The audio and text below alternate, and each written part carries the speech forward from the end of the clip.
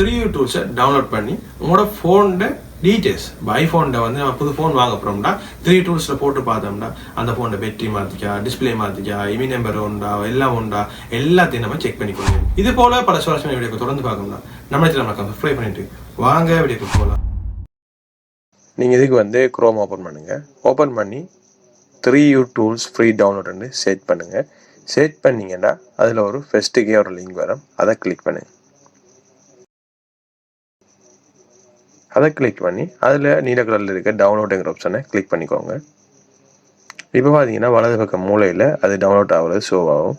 அதை கிளிக் பண்ணி பார்த்துக்கொள்ளும். இப்போ டவுன்லோட் ஆகி முடிஞ்ச உடனே அதை கிளிக் பண்ணி ஷோ இன் ஃபோல்டருங்கிறத கிளிக் பண்ணுங்கள்.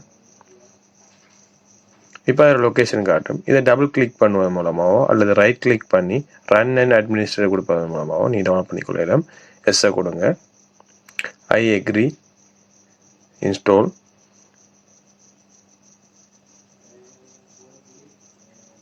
லான்ச்சுங்கிறத கிளிக் பண்ணிங்கன்னா அது உங்கள் டெஸ்க்டாப்லேயே இன்ஸ்டால் ஆகிடும்.